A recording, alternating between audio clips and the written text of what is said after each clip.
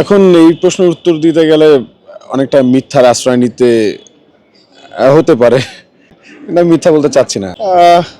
আচ্ছা, অনেস্টলি বলতে একদম, দেখেন, আমরা তো সাধারণ মানুষ, সাধারণ পরিবারে বেড়ে উঠেছি।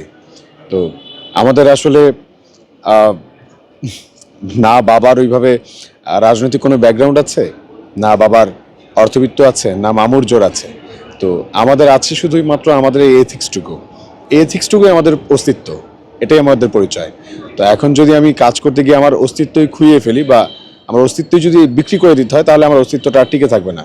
সো এমন কোনো কাজে আমি অংশগ্রহণ করতেই চাই না যেখানে আমার এই অস্তিত্বটুকু হারিয়ে যায় বা বিক্রি করে দিতে হয়। সো এটা একটা কারণ। দ্বিতীয় কারণ হচ্ছে, এটা তো সত্য কথা, ইভেন আপনারা হয়তো কম বেশি সবাই জানেন যে আমাদের যে শহীদ আবু সাইদ, তিনি এবং তার মতো অনেক ভাইয়েরা আছেন, শহীদ ভাইয়েরা আছেন, যারা সোশ্যাল মিডিয়ার মাধ্যমে বা টেলিভিশনের মাধ্যমে আমাদেরকে দেখেছেন। এবং আমরা যখন সোশ্যাল মিডিয়াতে পোস্ট দিতাম, আমি আমার কথাই বলছি, যে যখন আমি শেখ হাসিনাকে নিয়ে পোস্ট দেওয়া শুরু করি, সেদিন দেখলাম যে আবু সাইদ ভাই সেটা শেয়ার করেছিলেন। তো এরকম আরও অনেক মানুষ তো আমাদের কথায় রাজপথে নেমে এসেছিল। তো নেমে আসার পরে যেটা হলো, এখন ধরেন আমরা তো সবাই শহীদ হওয়ার জন্য রাস্তায় নেমেছিলাম।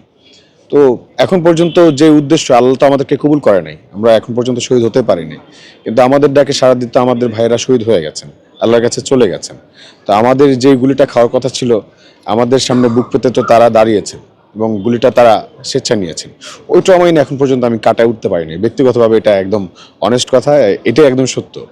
এবং আমি এখানে সারেন্ডার করতে বাধ্য, কিছু কিছু জায়গায় সারেন্ডার না করলে হয় না। আমরা এখন পর্যন্ত ডিপ্রেশন কাটে নেই, আমি এখন পর্যন্ত ওই হিলিংসটা পাওয়ার জন্য চেষ্টা করে যাচ্ছি, মানে ওই ট্রিটমেন্টটুকু নিচ্ছি, যাতে হচ্ছে আমার যে ঘুম হয় না, অনিদ্রা হয়, বা আমি আটকে উঠি, কিছুক্ষণ পর পর আটকে উঠি, বা আমি অন্যমনস্ক হয়ে যাই আজকাল, খুব ট্রমা কাজ করে, খুব আতঙ্ক কাজ করে। ওই সিনারিওগুলো আমি একদম চোখের সামনে অনেক কিছু দেখেছি, তো আমি ব্যাপারগুলো ভুলতে পারছি না।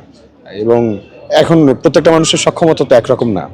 তো আমি আমি নিজেই বিশ্বাস করতে পারিনি যে আমার কোনোদিন ডিপ্রেশন হতে পারে, আমার কোনোদিন ট্রমা হতে পারে, কিন্তু হয়েছে। তো এটাই সত্যি কথা। দেখেন, যখন মানুষ ডিপ্রেসড থাকে বা মানুষের মধ্যে ট্রমা কাজ করে, তখন আমার মনে হয় যে মিডিয়ার সামনে থেকে বা একদম সামাজিক সব রকম ইভেন্টস থেকে একটু দূরে থাকা গুরুত্বপূর্ণ। কেন ওই সময়টা নিজের একান্ত দেওয়া উচিত এবং নিজের মেন্টাল হেলথের জন্য নিজেরই কাজ করা উচিত। তো আমি আমার ওই গুটি কয়েক মানুষকে নিয়ে আপাতত থাকতে খুব পছন্দ করছি, যাদেরকে নিয়ে আসলে থাকলে মেন্টাল হেলথ ভালো থাকবে আর কি।